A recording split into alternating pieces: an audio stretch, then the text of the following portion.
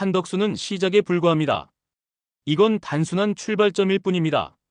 이진관 판사가 그만큼 충격적이고 대단한 명판결을 내렸다는 증거입니다. 이상민에 이어 박성재도 이제 중형, 아니 지독한 중형 선고가 불가피하게 예상되고 있습니다. 이놈들이 빠져나가려 발버둥 치던 그 추악한 행태를 이번 판결이 철저히 짓밟아 바로잡을 수 있게 됐습니다.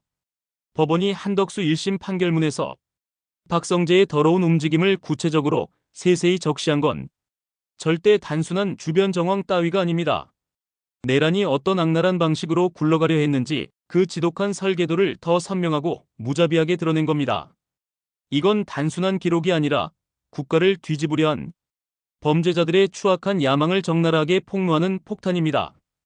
계엄 선포 직전에 열렸다는 이른바 2분 국무회의라는 그 웃기지도 않은 쇼가 왜 그렇게 위험하고 역겨운 장면이었는지, 왜 재판부가 절차라는 단어를 형량의 핵심 논리로 끌어올려 칼처럼 휘두르는지 이번 판결문이 잔인할 정도로 명확히 설명해줍니다. 이건 단순한 설명이 아니라 민주주의를 짓밟으려 한 그들의 더러운 속내를 해부하는 해부도입니다. 판결문에 따르면 윤석열이 오후 10시 18분쯤 국무회의를 끝내고 계엄 선포를 하러 나간 직후 박성재는 상해 안주머니에서 문건을 꺼내 대접변실에 있던 사람들을 번갈아 노려보며 참석자 명단을 적었습니다. 이 행동 하나만으로도 그의 머릿속에서 튀어나오는 그 추악하고 계산된 음모가 훤히 읽힙니다. 이건 단순한 메모가 아니라 국가를 배신하는 악랄한 계산서입니다. 회의가 실제로 성립했는지보다 회의가 성립한 것처럼 기록이 남는 게 더 중요하고 더 치명적이었다는 겁니다. 이런 더러운 속셈이 드러난 게 충격적입니다. 약 20분 뒤 오후 10시 39분쯤 박성재는 이상민에게 참석자 서명을 받아야 한다는 취지로 말했고, 이상민이 강희구에게 요청하자는 반응을 보이자 강희구를 불러 누가 참석했는지 남겨놔야 한다고 직접 지시합니다. 오후 10시 42분쯤에는 대접변실을 나가 강희구에게 서명 받는 건 준비됐느냐고 재차 집요하게 확인까지 합니다. 이런 끈질긴 행태는 단순한 지시가 아니라 국가를 전복하려는 지독한 공모의 증거입니다. 결국 강희구가 다시 들어가 참석한 국무위원들은 서명하고 가라고 말했고, 밖으로 나갔던 국무위원들이 다시 안으로 들어왔습니다. 다만 최상목 등이 서명 못하겠다고 거부해 실제 서명은 이루어지지 않았습니다. 이 과정은 단순히 서명받으려 했다 정도로 축소될 일이 절대 아닙니다. 이건 국가를 속이려 한 역겹고 치밀한 음모입니다. 내란이 성공 확률이 높은 이유는 초반에 정보 흐름과 통제 구조를 장악하기 때문이라고들 합니다. 그런데 이 사건은 통제뿐 아니라 정당화라는 더러운 수작까지 동시에 준비됐습니다. 총칼이 들어오기 전에 문서가 먼저 들어와 민주주의를 질식시키려 한 겁니다. 이런 야비한 전략이 드러난 게 분노를 폭발시킵니다. 법무부 장관까지 지낸 사람이 절차를 갖춘 흔적을 이렇게 집요하고 역겹게 남기려 한 건 계엄이 충동이 아니라 철저하고 사악한 계획이었다는 판단을 더욱 강화하고 국민의 분노를 키웁니다. 서명은 단순한 서명이 아닙니다. 서명이 찍히는 순간 국무회의를 거쳤다는 외피가 만들어지고, 그 외피가 만들어지는 순간 다음 단계의 폭력이 합법의 언어로 포장돼 국민을 기만할 수 있습니다. 이건 단순한 서류가 아니라 폭력의 면죄부입니다. 누군가는 그걸 방어권이라고 우기겠지만 법원은 이를 내란 중요 임무의 실행으로 보고 무자비하게 단죄했습니다. 이 지점에서 한덕수 판결의 문장이 다시 떠오릅니다. 재판부는 국무위원들에게 서명을 받으려 한 행위를 절차적 요건을 갖추도록 하는 방법으로 내란 중요 임무에 종사했다고 판단했습니다. 이건 충격적인 인식입니다. 절차를 갖춘 척하는 행위 자체가 내란의 핵심 임무가 된다는 이 무서운 인식입니다. 이 판결이 국가 반역자들을 공포에 떨게 합니다. 그러면 박성재가 어떤 재판을 받게 될지 이제 방향이 잡히고 그 끝이 처참할 겁니다. 더구나 박성재 사건을 심리하는 재판부가 바로 이진관 재판부라는 점이 의미심장하고 치명적입니다. 이미 판결문에서 절차 요건을 맞추는 방식을 내란의 한복판으로 규정한 재판부가 같은 종류의 행동을 다시 마주하게 됐습니다. 이건 단순한 우연이 아니라 정의의 칼날입니다. 박성재의 첫 공판은 오는 26일 열립니다. 그날부터는 변명이 아니라 구조가 다뤄질 것입니다.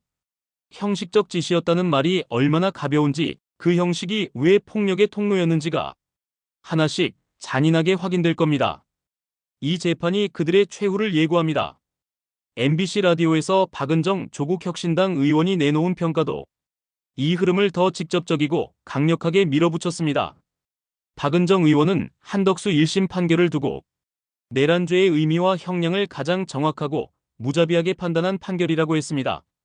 검찰 구형보다 더 높게 선고되는 경우가 드물어 23년은 예상하지 못했지만 형량 자체가 내란의 무게에 부합하고 법정 구속은 예상했다고 말합니다. 한덕수가 내란 총리로서 위헌 위법한 비상계엄에 결정적 역할을 한 그 추악한 역할을 강조했습니다. 내란 중요임무 종사는 사형무기징역 또는 5년 이상 30년 이하의 중대범죄이니 중한실형, 아니 지독한 단죄가 나오는 게 맞다는 논리였습니다. 이건 단순한 의견이 아니라 국민의 함성입니다. 박은정 의원은 구속영장 기각 자체에 대해서도 중대한 실형이 예상되는 범죄는 대부분 구속 상태에서 수사 기소 재판이 이뤄지는데 징역 23년이 선고될 사건을 불구속으로 재판받는 건 처음일 것이라며 강하게 분노하며 비판했습니다. 이 대목은 국민 감정의 핵심을 건드리고 폭발시킵니다. 중요한 사건일수록 당연히 엄정해야 하는데 당연한 엄정이 당연하게 나오지 않는다는 오랜 분노와 절망이 쌓여왔기 때문입니다. 이 불공정이 국민의 가슴을 찌릅니다. 박은정 의원은 이진관 재판부가 123 사태를 위로부터의 내란으로 규정한 부분을 정확하고 용감한 판단이라고 평가했습니다. 특검이 윤석열에게 사형을 구형하며 전두환보다 더 단죄해야 한다는 취지로 의견을 낸 것과 같은 시각이라고 말합니다. 아래로부터의 내란과 비교할 수 없을 정도로 위험성이 크다는 재판부 문장은 앞으로 선고될 사건들의 기준점이 되고 그들의 운명을 결정할 칼날입니다. 박은정 의원은 내란죄 자체는 살상행위가 구성요건이 아니고 내란 목적살인은 별개의 죄로 구성된다는 점까지 짚으며 내란죄가 인정되는 이상 윤석열에게 법정 최고형 사형이 선고될 수밖에 없다고 강력하게 전망했습니다. 이건 단순한 예측이 아니라 필연입니다.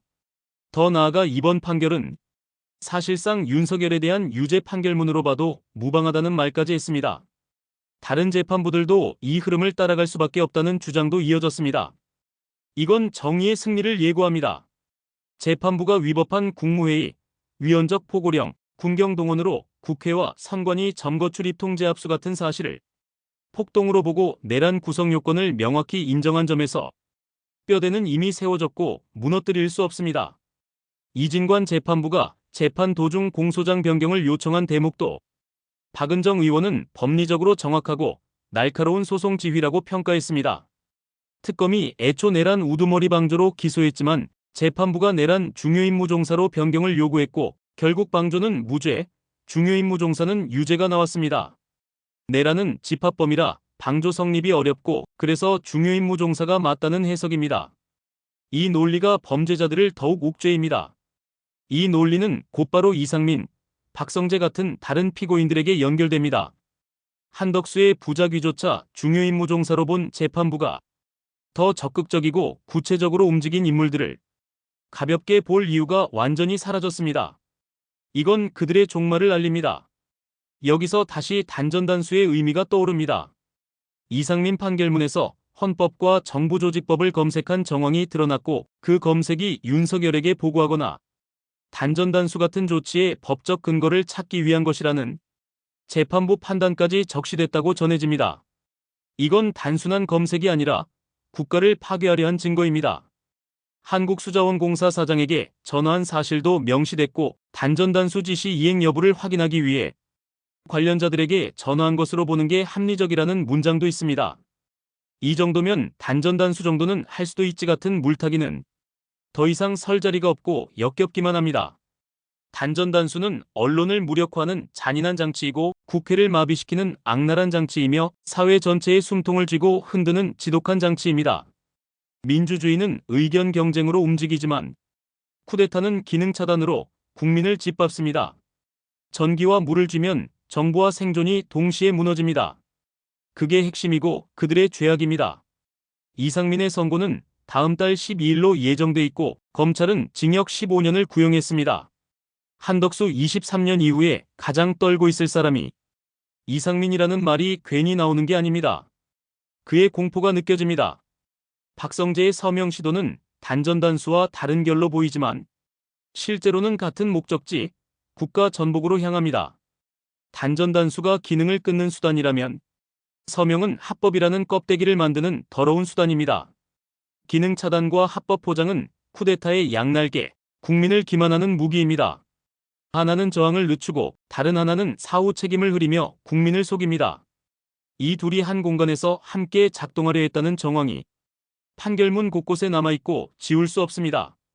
그래서 박성재의 행적이 세세하게 적힌 사실 자체가 앞으로 재판 분위기를 결정하고 그들을 파멸시킵니다. 이미 법원이 절차 요건을 갖춘 척하는 행위를 내란 중요인물로 본 판결이 존재하고 그 판결을 내린 재판부가 박성재 사건을 맡았다는 점이 결정적이고 치명적입니다. 박성재가 요리조리 빠져나갔다는 평가가 나오더라도 이제 문서로 남은 구조가 그 길을 막고 그의 운명을 봉합니다. 이런 맥락에서 국민 분노의 실체를 다시 짚을 필요가 있습니다. 국민이 분노한 이유는 마음에 안 드는 형량이 나와서가 아니라 당연한 게 당연하게 나오지 않는 시간이 너무 길고 고통스러웠기 때문입니다. 이 불공정이 국민의 피를 끓입니다. 법이 누구에게는 칼이고 누구에게는 솜방망이가 되는 장면을 반복해서 봤기 때문입니다. 특히 영장 단계에서부터 많은 국민이 좌절하고 절망했습니다. 영장 전담 판사 이정재, 박정호, 남세진 등의 이름이 거론되는 이유도 그 과정에서 쌓인 감정, 분노와 배신감 때문입니다. 판결이 역사에 남는 방식은 여러 가지입니다. 누군가는 웅장한 수사로 기억하고 누군가는 높은 형량으로 기억합니다. 하지만 더 오래 남는 건 법이 무엇을 용납하지 않았는가 하는 점입니다. 절차를 악용해 폭력을 합법처럼 꾸미려는 행위, 언론과 국회를 마비시키려는 실행계획, 그 모든 것을 잠깐이었다는 말로 희석하려는 태도. 법원이 그걸 통째로 거부하고 짓밟았습니다. 그 거부가 다음 판결들에서도 계속 이어질지 이제 국민이 지켜보는 건 바로 그 지점입니다. 정의가 승리할지 아니면 또다시 배신할지. 아래에 이 화제를 둘러싼 몇 가지 반응을 소개합니다. 이 글을 듣고 나니 가슴이 터질 것 같아요. 진짜 한덕수는 시작에 불과하다는 말이 가슴 깊숙이 박히면서 소름이 돋았습니다. 이진관 판사님 판결문 읽어보고 싶어서 지금 당장 검색하고 싶은 충동이 밀려옵니다.